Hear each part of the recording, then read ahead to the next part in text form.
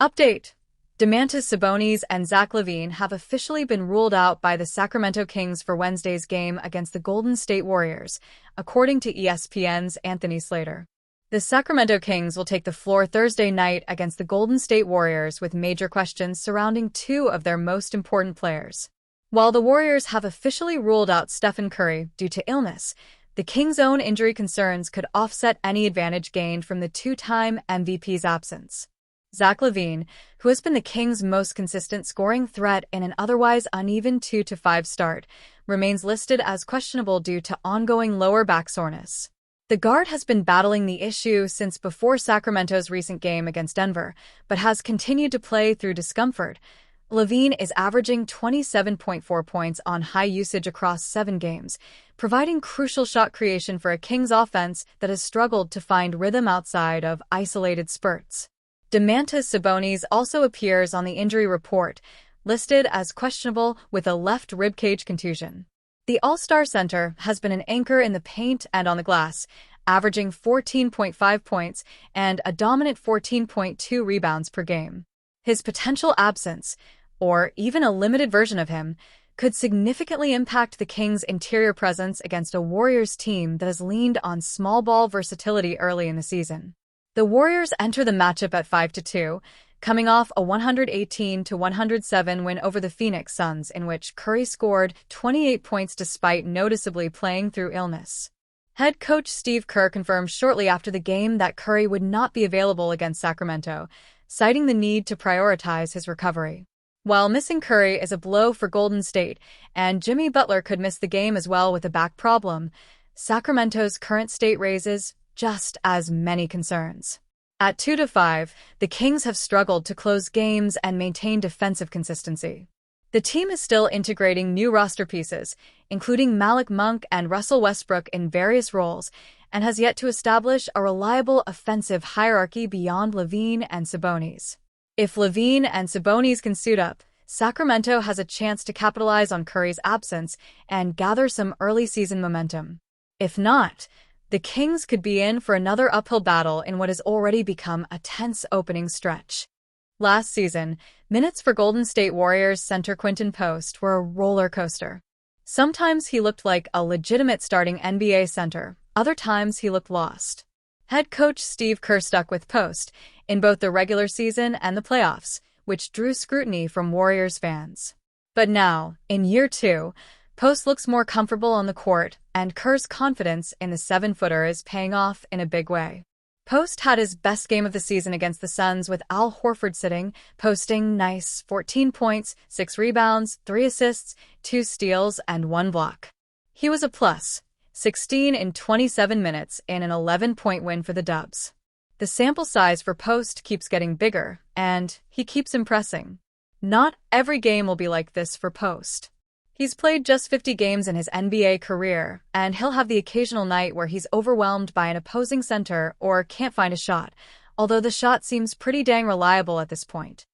Even still, Post is quickly becoming an invaluable piece of the Warriors' puzzle as Al Horford deals with the ails of being nearly 40 in the NBA. Quinton Post is forcing his way into more minutes for the Warriors. This is with all due respect to Al Horford, who still provides a lot of positive things for a team. But by season's end, I would be shocked if Post isn't consistently playing 25 minutes per game, potentially overtaking Horford as the team's regular starter. In the 2 games which Post has exceeded 20 minutes played, he's posted double-figure scoring and recorded at least a steal and a block in each. His minutes, while Horford is out, will be consistent. But Post might be developing quickly enough to keep those consistent minutes even when Horford returns. If Post can regularly be the two-way force he was against the Suns, it would allow a seamless transition for Horford to be a high-level backup center. That's not a demotion as much as a shifting of roles.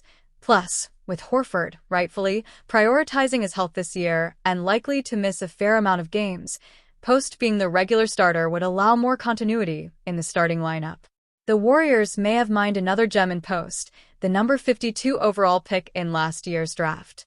For over a decade, the Warriors have gotten frontcourt production from unlikely sources, and Post could be the latest example of that trend.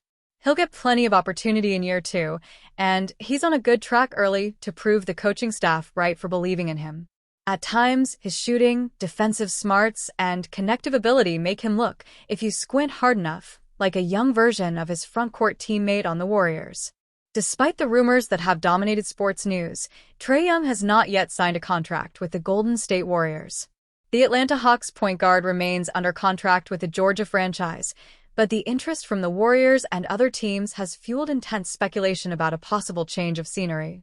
Since entering the NBA in 2018, Young has established himself as one of the league's top stars, combining explosive scoring and refined court vision, characteristics that appeal to teams looking for a new offensive leader. Behind the scenes, analysts and former players have publicly advocated for the idea that Golden State should try to trade for Trae Young, arguing that his agile and daring style would fit perfectly into the team's offensive philosophy, especially as Steph Curry approaches the end of his career. For many, Young would be a kind of natural heir to Curry's throne, a point guard capable of dictating the pace of the offense and igniting opposing defenses with long-range shots. However, despite the excitement of fans and the media, there is no official confirmation that negotiations have progressed. Sources close to the league indicate that the Hawks still plan to keep Young as a central piece of their project, and a trade involving the star would require a complex combination of contracts and draft picks. On the other hand, the Warriors' interest is not ruled out. The San Francisco team is looking to reinvent itself to remain competitive in the Western Conference, and the arrival of a talent of Trae Young's caliber could mark the beginning of a new era after the dominance of the dynasty led by Curry, Klay Thompson, and Draymond Green. Thus, for now, the possibility of seeing Trae Young wearing the gold and blue of the Warriors remains only a hypothesis, attractive, but still distant. Until an official announcement is made, he remains the main star of the Atlanta Hawks, while the rumors continue to fuel behind-the-scenes conversations and the imagination of NBA fans.